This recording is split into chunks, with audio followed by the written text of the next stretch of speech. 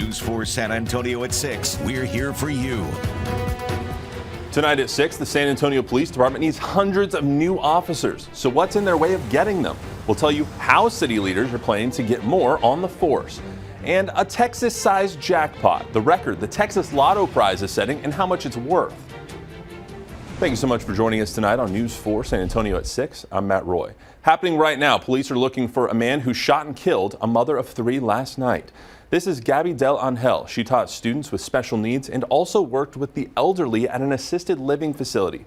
After her murder, police thought the suspect barricaded himself inside of a home on the southwest side. But as News 4 San Antonio's Marisa Mendoza reports, it turns out that wasn't the case. We didn't know until this morning what happened, Santiago Campa has lived in this area for over 30 years. He's never seen police and SWAT officers take over his quiet neighborhood. This is the first time I've seen this kind of stuff being in the neighborhood, so it's kind of funny to see. Del Angel's family has created a GoFundMe for her. Her sister says Gabby was a single mom who was devoted to her children. You can find the details for that GoFundMe over on our website, news4sa.com. The city needs 350 more police officers, that number being a recommendation by a staffing survey commissioned by the city council. News 4 San Antonio's Alex Trevino spoke to the city leaders about what needs to be done. They confirmed for us what we already know in our gut and what we keep hearing from our constituents and from all San Antonians. And that is, one, we don't have enough police officers. District 8 Councilman Manny Pelaya says he's convinced there are not enough police officers to cover the city. That's why he and other council members are listening to a consultant's For the 5th time since 2020, San Antonio City Council members are taking part in a friendly competition. It's called the SA Challenge, and the hopes are to boost the city's blood supply. City Council members will sponsor blood drives in their respective districts to see who'll bring in the most donors. The challenge runs through the 16th, and take a look at this one. For all donors who participate, they'll receive an exclusive South Texas Blood and Tissue Center 2023 Fiesta Medal. We know Fiesta is a big thing here in South Texas and in San Antonio especially. And we wanted our donors to stand out, be proud that you're saving lives. And that's why we had this giant thing of a medal that we are giving to all our donors. That really is a giant medal. And let me tell you, I want one. To find the blood drive in your district, head over to our website. A Texas man pleading guilty today to a hate crime and arson. All of this in connection to a 2021 fire at a synagogue in Austin. According to investigators, Franklin Sechrist admitted that days before the fire, he drove to a parking lot outside of the Congregation Beth Israel Synagogue.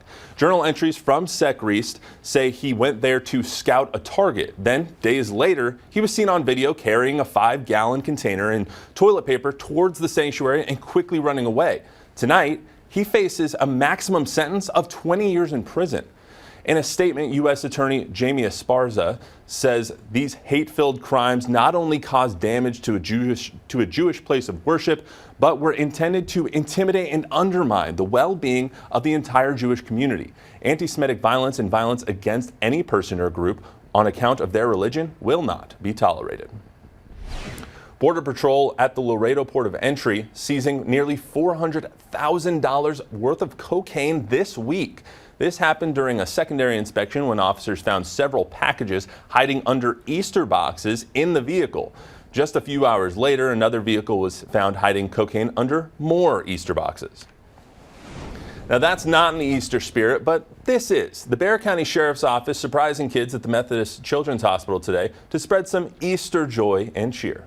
It's for the families and for the children, right? It brings a smile to their face, and it lets them know that they're not forgotten. And while they're here in the hospital, we've got folks out here thinking about them, want them to have as best possible Easter as possible. 200 Easter baskets were distributed throughout the hospital. The event was put together by Patrol Class 22 Bravo. That went above and beyond to coordinate the event while working with Methodist. As part of the event, kids even got to meet the Easter Bunny. An abandoned Texas toddler now has a new family. Loved ones packed a courtroom in Dallas to celebrate a very unique adoption. It's exciting, the connection with fire department and I've worked at that station before, so it's all cool and it's crazy how God works things out for us. Back in February of 2021, a team of paramedics were called to the scene of a woman delivering a baby. The same baby was later dropped at a safe haven location. That's when Captain Nick Hilton and his wife started the adoption process. And 17 months later, Ezra's heading home with a new last name and a big sister who was also adopted.